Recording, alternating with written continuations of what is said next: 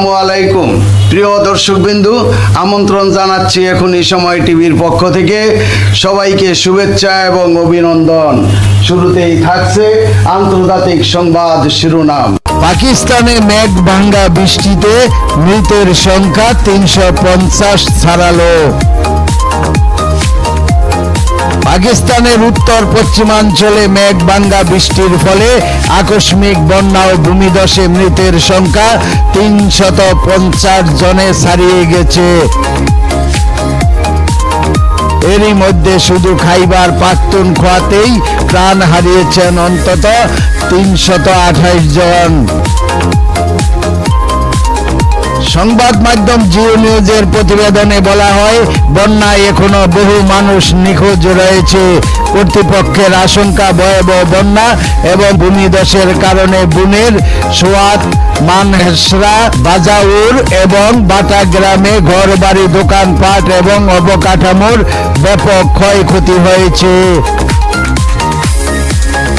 ক্ষতিগ্রস্ত এলাকায় উদ্ধার অভিযান অব্যাহত রয়েছে, ফলে মৃতের সংখ্যা আরো বাড়তে পারে। প্রতিবেদনে বলা হয়, খাইবার পাখতুনখোয়া ছাড়াও গিলগিট বালতিস্তান 12 জন এবং আজাদ কাশ্মীরে 11 জন মারা গেছেন। প্রাদেশিক উদ্ধার সংস্থা এএফপিকে জানিয়েছে, প্রায় 2000 উদ্ধার কর্মী ধ্বংসস্তূপ থেকে মৃতদেহ উদ্ধার এবং 9টি ক্ষতিগ্রস্ত জেলায় ত্রাণ কার্যক্রম পরিচালনায় নিয়োজিত রয়েছেন। খাইবার পাখতুনখোয়া প্রদেশের বুনের জেলার বেনন্দ্রি গ্রামের বাসিন্দারা জানান, পরিস্থিতি এতটাই ভয়াবহ ছিল যে দাফন জানাজার জন্য গ্রামে কাউকে খুঁজে পাওয়া যায়নি।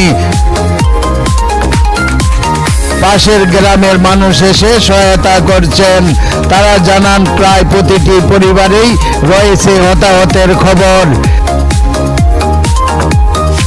প্রাদেশিক দুর্যোগ ব্যবস্থাপনা কর্তৃপক্ষের হিসাব অনুযায়ী সবচেয়ে বেশি বিপর্যস্ত হয়েছে বুনের সোয়াত, বাজাউর, তুরগড়, মানহেসরা, সালংলা ও বটগ্রাম।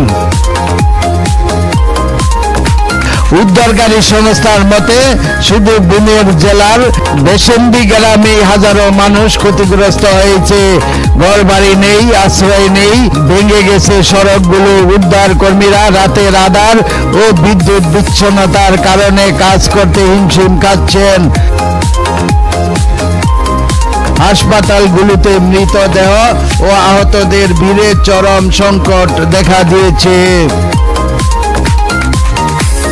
প্রাদেশিক সরকার এরই মধ্যে জরুরি ত্রাণ কার্যক্রম চালু করেছেন। ক্ষতিগ্রস্ত জেলাগুলোর জন্য বরাদ্দ করা হয়েছে 50 কোটি রুপি। শুধু বুনের জেলাতেই 15 কোটি বরাদ্দ দেওয়া হয়েছে। হেলিকপ্টারে ত্রাণ সামগ্রী পাঠানো হচ্ছে দুর্গম এলাকায়। তবে স্থানীয়দের মতে, ক্ষয়ক্ষতির তুলনায় সরকারি সহায়তা এখনো অপর্যাপ্ত। প্রিয় দর্শকবৃন্দ, আজকের প্রতিবেদন এই পর্যন্তই শেষ করছি। আমি মনসুর রহমান পাশা, এখনই সময় টিভি। আল্লাহ হাফেজ।